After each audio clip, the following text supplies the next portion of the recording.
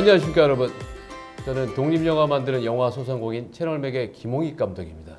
안녕하세요. 저는 배우 노현이입니다. 오늘 이렇게 뜻깊은 자리에 다시 오랜만에 만났습니다. 네. 우리가 사실 항상 작업을 같이 하는 사이이기도 하지만 이렇게 무대가 아닌 그리고 또 촬영장이 아닌 이곳에서 만난 건 진짜 간만이네요. 그쵸? 벌써 지난해 거의 맞습니다. 4계절? 오래됐어. 아주 오래됐어요. 네, 맞습니다. 그 당시에 지속적인 이렇게 콘텐츠 작업을 하다가 영화 찍겠다고 준비한다고.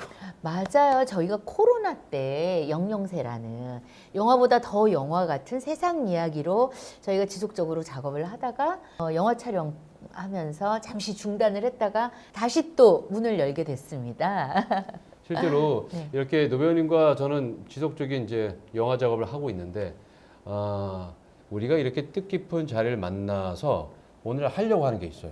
맞습니다. 저희 영화 스위트홈. 이게 바로 시그니처입니다. 네, 맞습니다. 저희 집 영화 모양이죠. 스위트홈의 네. 시그니처 집. 이 집을 소개하는 작업을 시작으로 우리가 그동안에 해왔던 영영세, 영화보다 더 영화 같은 세상 이야기를 이어갈까 합니다. 이 영화를 처음 시작하게 된 건 실제로 10년이 벌써 넘은 얘기인데 네. 사실 실제로 이 영화 스위트홈에 실제 사건이 있었습니다. 그 사건이 발생된 건 2011년에 발생했던 끔찍한 살해 사건을 모티브로 이 영화를 만들게 되었는데 맞아요. 그 당시부터 항상 저는 이 영화를 만들고 싶다라는 생각이 있었는데 안타깝게도 영화가 실제 다큐적인 내용만 소개하면 저로서는 제 영화에는 만족할 수 없다 해서 상당히 오랜 시간 동안 고민을 했었어요. 그것이 알고 싶다. 이런 것처럼 보일 수 있을 것 같아서 네네. 만들지 않았었는데 이런 것들을 소개를 하는 것도 중요하지만 네. 여기에 담겨있던 교육 문제 그리고 또 이 시대에 담겨있는 끔찍한 부모와 자식 간의 가족 문제 네네. 그리고 가장 행복해야 될 공간이 끔찍한 공간이 될 수 있다는 이야기를 다시 한번 되새겨보자. 네. 그리고 그런 경각심을 한번 정확하게 지적해보자라는 마음 때문에 각색이 아닌 실적인 창작 작업을 하는 시점은 실제로 2년 전 한겨울에 제가 그걸 소설을 쓰기 시작했죠. 네. 그래서 그걸 제일 첫 번째 써서 우리 노배우님한테 보여드렸죠. 네, 맞아요. 사실 그 소설 속에 담긴 내용이 영화로 다 그대로 이제 축약을 시켜야 되기 때문에 나타나지는 못했지만은 그래도 우리가 폐쇄된 공간 어떤 집 안에서 벌어지는 극악무도한 그런 잔혹한 살인 사건까지 그래서 이 제목이 어떻게 보면 진짜 이율배반적인 거잖아요. 스위트홈이라는 가장 행복해야 될 집에서 그런 일들이 벌어진다는 실화를 바탕으로 한 팩션이잖아요. 팩트 플러스 픽션. 그래서 그거를 영화를 작업을 하면서 저는 이제 소설을 가장 먼저 또 읽었던 장본인이고 그래서 와 진짜 이 내용이 이런 것들이 오롯이 다 담겨서 전달이 됐으면 너무 좋겠다. 왜냐하면 알아야 되거든요. 많은 분들이 그냥 뉴스에서 나와서 이런 사건이 있었어. 누가 감옥 갔대. 누가 죽었대. 끝. 이러면은 그런 것들이 계속 또 모방 범죄가 생기고 그렇기 때문에 진짜 그 경각심을 더 주기 위해서라도 영화로 우리가 사명감을 갖고 알리자라는 그 생각이 있었잖아요. 실제로 그런 마음을 갖고 제가 소설을 쓰고 네. 그 소설을 쓴 걸 제일 먼저 보여드린 게 바로 이제 우리 노 배우님이신데 네. 그러면서 본격적인 캐스팅 작업을 한 거죠. 네. 제일 독자로 주연 배우가 될 엄마 역할로 네. 이 역할을 해주십사 하면 소설을 보여드렸고 그러면서 이 이야기에 누구보다 가까이 들어가서 감정을 잡기가 소설부터 보셨기 때문에 누구랑 다르실 텐데 처음 보셨을 때 그런 엄마 연기를 한다는 게 어려웠을 거라는 생각이 분명히 들거든요. 그쵸. 너무 다중적인 그리고 엄마라는 그런 포근함 그런 기대고 싶고 모성애 의지하고 싶고 그런 엄마가 아니잖아요.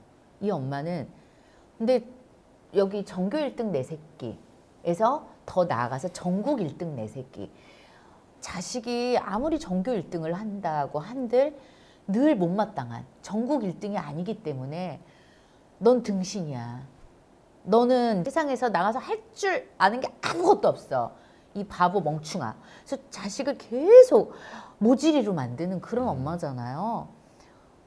그래서 실제 제 성격하고는 너무 안 맞아요. 저는 좀 누구를 봐도 조금 이렇게 점수를 좀 후하게 주고 좀 칭찬을 많이 하는 스타일인데 계속 이게 좀 고깝게 보고 그런 부족한 것을 계속 이렇게 끄집어내서 파헤쳐가지고 그냥 내 만족을 시켜야 되는 거잖아요. 자식이 물건도 아닌데. 그래서 사실 표현하기가 좀 쉽지는 않았는데 이제 작품에 들어가면서 그리고 실제 그런 살인 사건이 있었잖아요. 자, 일단은 방금 말씀하신 그 사건, 네. 그 사건에 대한 그 당시 만들어졌을 때 뉴스나 이런 자료를 잠깐 한번 편집해서 네. 일단 한번 우리 시청자께 보여드리고 아, 지금 이들이 말하려고 하는 이야기가 어떤 사건인지 먼저 한번 살펴보겠습니다. 자, 여러분 보시죠.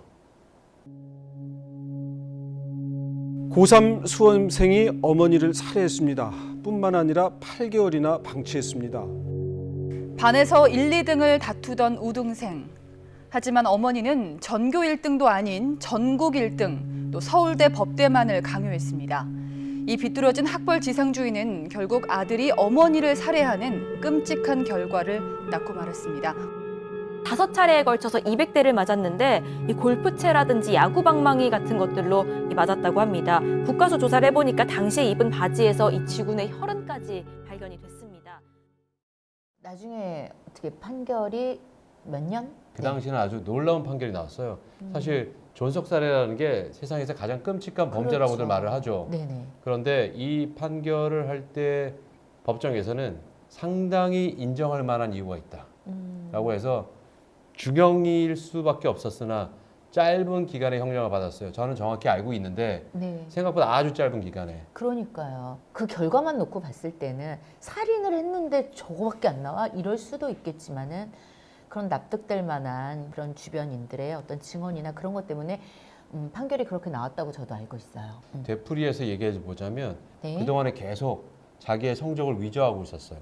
네. 그리고 학교에서 방문해서 학부모의 날이 있었고 그 학부모의 방문의 날 바로 며칠 전에 그런 일이 벌어졌는데 막상 학부모 방문의 날이 되어서 엄마가 선생님을 만나면 그동안 계속 떨어졌던 성적을 알게 될 테고 그렇게 되면 그동안 해왔던 수많은 폭행과 가학적인 그런 행동을 떠나서 자기를 죽이고 말 것이라는 어떤 생각을 갖게 된 거죠. 네네. 그래서 이를테면 한 가지로 바로 그 직전에 모의고사를 보았는데 그 모의고사 시험지이라고 해서 이를테면 2박 3일 내내 거의 잠을 재우지 않고 공부를 하다가 잠이 들거나 딴청을 하거나 잠깐이라도 졸게 되면 그야말로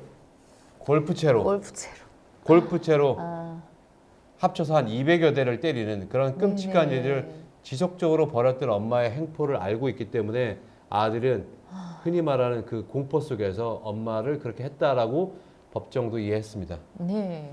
전교 1등이잖아. 이것도 1등이란 말이야. 왜 전국 1등이 아니냐고! 엄마나 나 둘 중에 하나가 없어져야 끝나는 게임인 거지. 이제 끝장! 이미 끝장이었어. 몰랐어? 너 학교 왜 안 나와? 등교 거부는 왜 하는 건데? 너만큼은 다 제발 버리지 말아줘. 살려줘.